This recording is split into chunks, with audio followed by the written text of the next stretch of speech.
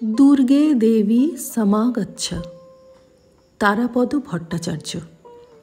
পত্রিকার ৩০তম বর্ষ, তৃতীয় সংখ্যা। শিউলি ফুটেছে রাশি রাশি। এই শেফালি বনের মনের কামনা হল মহিষাসুরমর্দিনীর অলক্তসিক্ত চরণে আত্মসমর্পণ।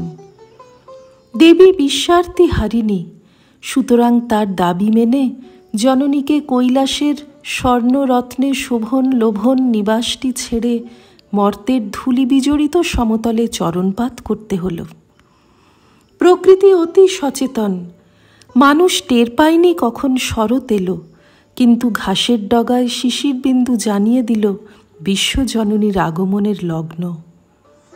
প্রকৃতির পূজা স্বাধীনের আরাধনা।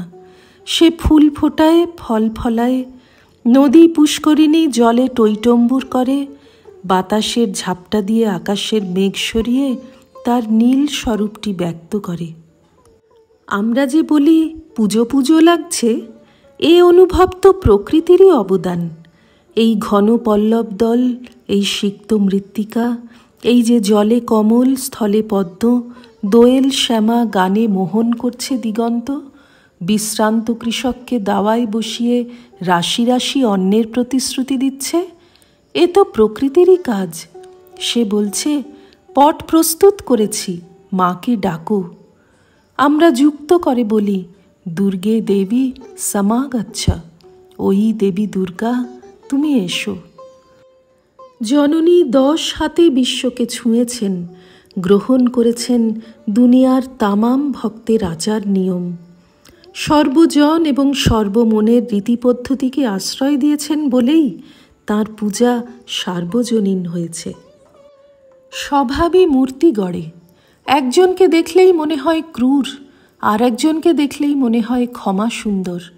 মা দুর্গার অন্তরের যে অতুল বৈভব, তা থেকেই তাঁর মূর্তি রূপ নিয়েছে। বিশ্বকে তিনি অধিকার করেছেন, তাই তাঁর 10 হাত বিশ্বের 10 দিকে প্রসারিত। লোককল্যাণ তাঁর লক্ষ্য, তাই তাঁর মূর্তির পদতলে অশুভের প্রতীক মহিষাসুর বিমর্দিত।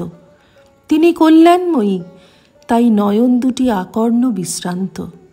বিবিধ অশুভকে বিনাশ করেন, তাই বিবিধ অস্ত্র তাঁর হাতে। লোকলোচনের বাইরে যা লোকের অজ্ঞাত, সেসব জানাও তাঁর স্বভাব বলে সেই শক্তিটি বিকশিত হয়েছে তাঁর তৃতীয় নয়নে। দেবী মহিষাসুরকে বলেছিলেন, বধ করব তোমাকে, কিন্তু নিধন মুহূর্তেও নৈবা ত্যক্ষ্যসি মৎপাদম, আমার পা তুমি ছাড়বে না। তাই দেবীর ধ্যান মন্ত্রে দেখি বামমঙ্গুষ্ঠম মহিষোপরি, তাঁর বাম চরণের বুড়ো আঙুল মহিষাসুরের স্কন্ধে।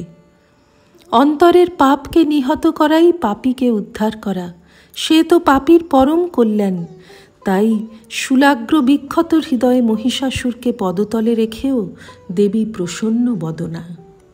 দেবী, বিপুল পৃথিবী আজ সংশয় মগ্না। কবি বলেছিলেন, নাগিনীরা চারিদিকে ফেলিতেছে বিষাক্ত নিঃশ্বাস, তারই মাঝে তোমার আগমন।